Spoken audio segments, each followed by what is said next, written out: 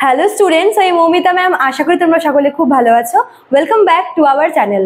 Students, আজকে আমি তোমাদের থার্ড সেমিস্টারের যে নিউ সিলেবাসটা শুরু হচ্ছে মেজর ইংলিশের, সেখান থেকে তোমাদের পেপার 3-র ফার্স্ট টপিকটা আজকে আমি তোমাদের পড়াচ্ছি। ঠিক আছে, ইন্ডিয়ান এপিক ট্র্যাডিশন, এটা হচ্ছে পেপার 3-র ইউনিট 1-এর ফার্স্ট টপিকটা। তো আজকে থেকে আমি তোমাদের ইউটিউবে ক্লাসটা শুরু করছি এই সেমিস্টারের। তো ক্লাসটি শুরু করার আগে বলে রাখি যে আমাদের কিন্তু অনলাইনে অ্যাডমিশন চলছে, শুরু হয়ে গেছে অনেক আগে থেকে, এখনও কিন্তু চলছে এবং আমরা কিন্তু 1 তারিখ থেকে ক্লাস শুরু করে দেব।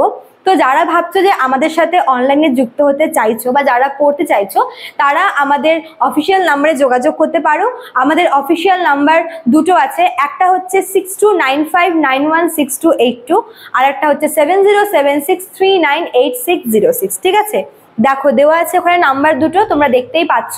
তোমাদের যে কোনো কোয়ারি থাকলে, তোমাদের অ্যাডমিশন সংক্রান্ত, তোমাদের ফি সংক্রান্ত যে কোনো কোয়ারি থাকলে কিন্তু তোমরা আমাদের এই নাম্বারে যোগাযোগ করে জেনে নিতে পারো। ঠিক আছে, এবং আমরা যেহেতু 1 তারিখ থেকে ক্লাস শুরু করব, তো তোমাদের হাতে কিন্তু খুব একটা বেশি সময় নেই, তোমরা ঝটপট আমাদের সাথে যুক্ত হয়ে যাও। এবং আমি তোমাদের একটা কথাই বলবো যে তোমাদের যেহেতু এইবার খুব কম সময় দেওয়া হয়েছে এবং তোমাদের সিলেবাসটা অনেকটাই লেন্দি, তো তোমাদের সাথে সাথে আমাদেরও কিন্তু সিলেবাসটা কমপ্লিট করানোটা খুব টাফ। ঠিক আছে, তো আমরা তো যাই হোক করিয়ে দেবো, বাট তোমাদেরকে কিন্তু পড়তে হবে। তাই আমি বলবো তোমরা যারা অ্যাডমিশন নিতে চাইছো তারা কিন্তু দেরি করো না। ঠিক আছে, তোমাদের যেহেতু আমরা ক্লাস শুরু করে দিচ্ছি, তাই তোমরাও একদম শুরু থেকে ক্লাসগুলোকে কিন্তু অ্যাটেন্ড করো। ঠিক আছে, চলো দেরি না করে শুরু করে দিই আজকের টপিকটা।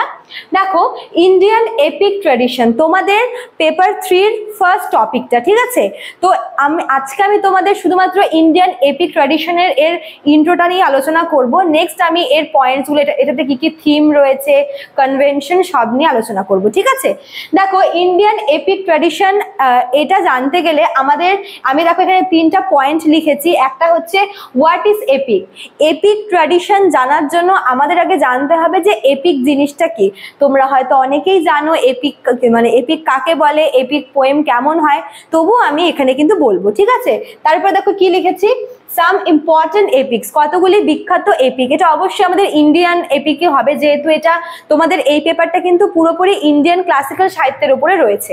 ঠিক আছে, কাজেই আমরা এখানে যা কিছু পড়বো সবই কিন্তু আমরা ইন্ডিয়ান এনশিয়েন্ট ইন্ডিয়ান সাহিত্যের উপরে পড়বো। তারপর দেখো লাস্ট পয়েন্টটা লিখেছি ইনফ্লুয়েন্স অর ইম্প্যাক্ট, এই যে এপিক ট্র্যাডিশনটা যেটা রয়েছে আমাদের ইন্ডিয়ান, সেটা কিরকম প্রভাব ফেলে বর্তমান সমাজে। ঠিক আছে, তো এক এক করে সবগুলো করে নিই। ঠিক আছে, তো ফার্স্ট কোয়েশ্চেনটা হচ্ছে, দেখো what is epic. Epic tradition জানার আগে আমাকে জানতে হবে যে এপিক কি। দেখো এপিক হচ্ছে একটা লং এবং ন্যারেটিভ পোয়েম।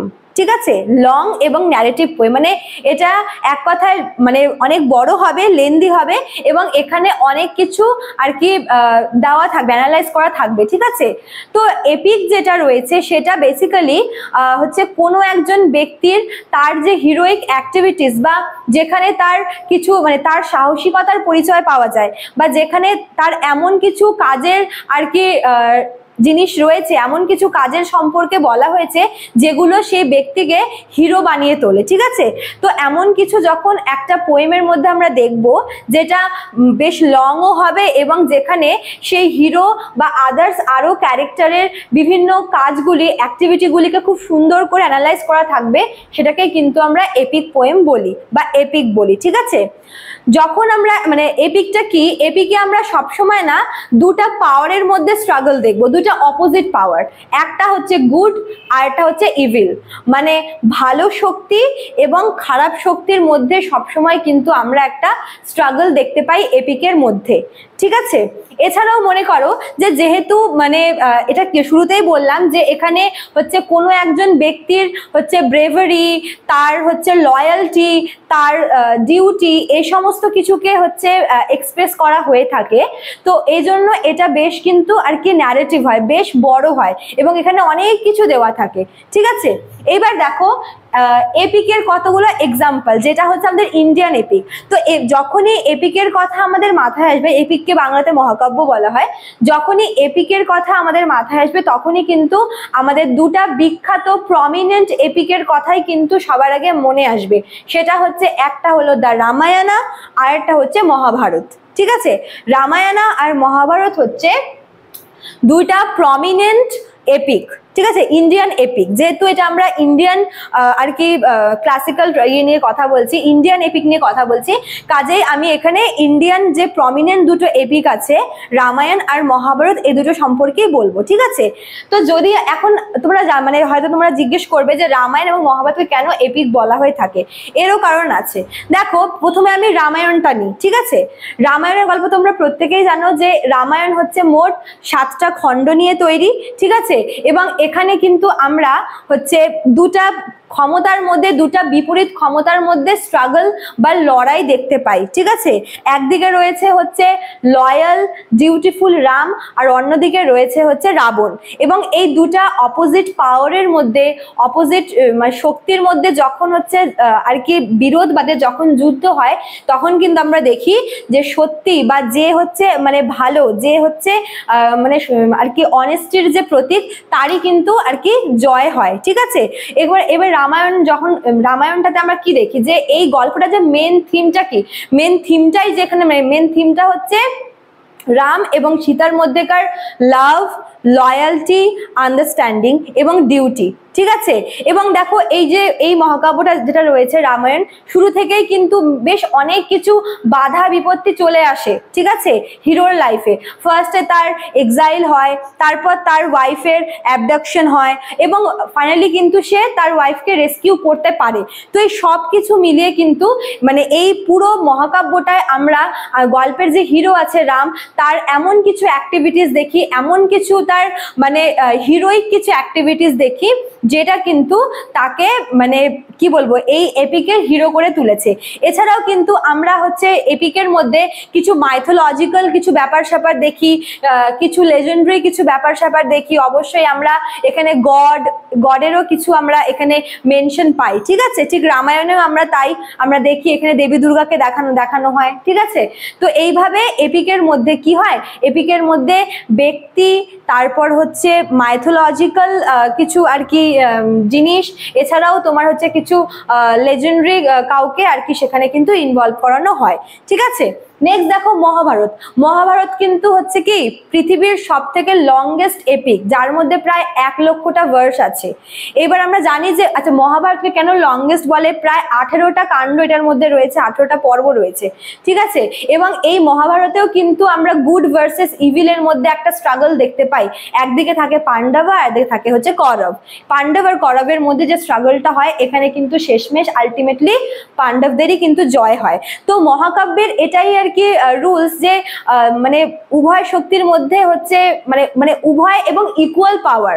ঠিক আছে, দুটো অপোজিট পাওয়ার বাট ইকুয়াল পাওয়ারের মধ্যে যখন আর কি এরকম দ্বন্দ্ব লাগে, তখন যে আর কি ভালো বা যে সত্যের পথে চলে তারই কিন্তু জিতটা হয়। ঠিক আছে, আমরা মহাভারতেও দেখি যে যখন কুরুক্ষেত্রের যুদ্ধ লাগে, সেখানেও কিন্তু আমরা দেখি যে জয় পাণ্ডবদেরই হয়। এবং এই মহাকাব্যেরও সেন্ট্রাল থিম হিসেবে কিন্তু লয়ালটি, ধর্মা, তারপর হচ্ছে ডিউটি, এই সমস্ত কিছুকে দেখানো হয়েছে। ঠিক আছে, এছাড়াও যদি আমি এই দুটা মহাকাব্য বাদ দিয়ে যদি আমি আরো কিছু দেখি, তারপর মনে করো যে ভগবত গীতা, যদিও বা ভগবত গীতা হচ্ছে মহাকাব্যেরই একটা মহাভারতেরই একটা অংশ, কেননা এখানে হচ্ছে শ্রীকৃষ্ণ আর অর্জুনের মধ্যেকার যে কনভারসেশন, ঠিক আছে, ওদের মধ্যেকার কিছু ফিলসফিক্যাল কিছু এথিক্যাল ইস্যু নিয়ে যে কনভারসেশন হয়, সেটাকেই কিন্তু শ্রীমদ ভগবত গীতায় দেখানো হয়েছে।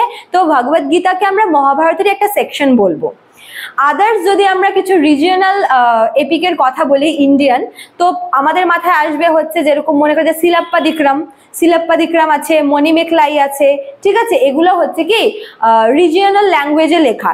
এমনি নর্মালি এপিক হচ্ছে সংস্কৃতে লেখা থাকে, বাট সংস্কৃত ছাড়াও কিছু কিছু এপিক এমনও আছে আমাদের ইন্ডিয়াতে যেগুলো কিন্তু রিজিয়নাল ল্যাঙ্গুয়েজে লেখা, যেরকম শিলাপ্পাদিক্রম তামিল ল্যাঙ্গুয়েজে লেখা। ঠিক আছে, তো এরকমই হচ্ছে আমরা আমাদের ভারতবর্ষের একদম এনশিয়েন্ট সময় থেকে কিন্তু বেশ কিছু এরকম ইম্পর্টেন্ট কিছু প্রমিনেন্ট এপিকের আর কি মেনশন পেয়ে এসছি। যেগুলো তোমাদের বললাম, ঠিক আছে। তো এটা হলো তোমার সাম ইম্পর্টেন্ট এপিক্স। এবার 3 নাম্বার দেখো কি বলেছে, ইনফ্লুয়েন্স অর ইম্প্যাক্ট। এই যে এপিক গুলো যেগুলো একদম এনশিয়ান্ট সময় থেকে আমাদের ভারতবর্ষের একটা ট্র্যাডিশন, ঐতিহ্য, ঠিক আছে, তো বর্তমান সমাজে এর ইনফ্লুয়েন্সটা কি, এর ইম্প্যাক্টটা কি, অনেকভাবে। দেখো ফার্স্ট অফ অল যেটা আছে সেটা হচ্ছে এই সমস্ত এপিকের একটা রিলিজিয়াস ইম্প্যাক্ট কিন্তু বর্তমান সমাজে আছে। কিরকম, মনে করো যে অনেক কিছু রিচুয়াল, অনেক কিছু অনেক নিয়ম কানুন, অনেক বিলিফ, অনেক ভ্যালুস কিন্তু এটা হচ্ছে বর্তমান সমাজে রয়েছে। বিশেষ করে যেহেতু এটা হিন্দুইজমের একটা বড় পার্ট, তো আমরা এই মানে হিন্দু ধর্মের বিভিন্ন রিচুয়ালের মধ্যে, বিভিন্ন নিয়ম কানুনের মধ্যে, আচার বিচারের মধ্যে কিন্তু হচ্ছে এই মহাকাব্য থেকে নিয়ে আসা কিছু আর কি আমরা ইম্প্যাক্ট দেখে থাকি, ঠিক আছে। তারপর মনে করো যে এই সমস্ত মহাকাব্যে কিছু আর্টসের ব্যবহার করা হয়েছে, যেরকম classical dance, classical music, classical drama, এগুলো কিন্তু মেনশন ছিল। তো সেখান থেকে কিন্তু বর্তমানে আমরা এই যে ক্লাসিক্যাল ডান্স, ক্লাসিক্যাল মিউজিক, এই সমস্ত মানে আর্টসের কিন্তু আমরা আর কি এর যে জিনিসটা, এই ব্যাপারটা কিন্তু চলে আসছে। তারপর মনে করো যে কিছু ফেস্টিভ্যাল যেরকম হচ্ছে দশেরা, তারপর হচ্ছে দিওয়ালি, এই সমস্ত ফেস্টিভ্যালগুলোর যে মেন যে রুট, সেটা কিন্তু সেই সময়কার যে মানে এই মহাকাব্যগুলোর যে মেন স্টোরি, সেখানেই কিন্তু এই ফেস্টিভ্যালগুলোর রুট রয়েছে। যেরকম দশেরা আমরা কেন পালন করি, কারণ এই দিন হচ্ছে রাম রাবণকে বধ করেছিল, এবং আমরা দিওয়ালি পালন করি যবে হচ্ছে রাম অযোধ্যায় ফিরে আসে, ঠিক আছে। তো এই যে বর্তমানে এই সমস্ত যে ফেস্টিভ্যালগুলো পালন করা হচ্ছে, এগুলোর যে মেন রিজন, সেগুলো কিন্তু ওই এপিকের যে স্টোরি সেখানেই কিন্তু লুকিয়ে আছে, ঠিক আছে। তো এজন্যই বলা হয় যে এই সমস্ত এপিকের যে আর কি ইনফ্লুয়েন্সটা বা ইম্প্যাক্টটা কিন্তু আমাদের ইন্ডিয়ান কালচারে, ইন্ডিয়ান মানে হেরিটেজে খুব বেশি করে আর কি প্রভাব ফেলে, ঠিক আছে। তো স্টুডেন্টস, আশা করি তোমরা বুঝতে পারলে ইন্ডিয়ান এপিক ট্র্যাডিশনটা কি। তোমাদের প্রথমে যেটা করতে হবে, তোমাদের ভালো করে এপিক কি এবং এপিকগুলো এই যে রামায়ণ মহাভারত সম্পর্কে তোমাদের ভালো করে জানতে হবে।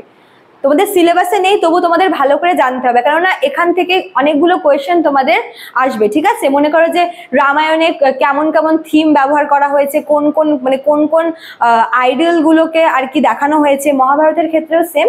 তো কাজেই তোমাদের এই দুটো মহাকাব্য খুব ভালো করে জানতে হবে। দেন আমি তোমাদের নেক্সট ক্লাসে এর থেকে আরো বেশি কিছু ইম্পর্টেন্ট, যেগুলো তোমাদের এই টপিক থেকে আসবে, আরো কিছু কয়েকটা ইম্পর্টেন্ট কোয়েশ্চেন নিয়ে আলোচনা করব, ঠিক আছে। তো আজকে এটা তোমাদের জাস্ট ইন্ট্রো ক্লাস ছিল যে ইন্ডিয়ান এপিকটা কি এবং এই এপিক ট্র্যাডিশনটা কি। তো আশা করি তোমরা বুঝতে পারলে। ভালো লাগলে অবশ্যই লাইক, কমেন্ট করো, শেয়ার করো। দেখা হচ্ছে নেক্সট ক্লাসে নেক্সট টপিক নিয়ে। Thank you.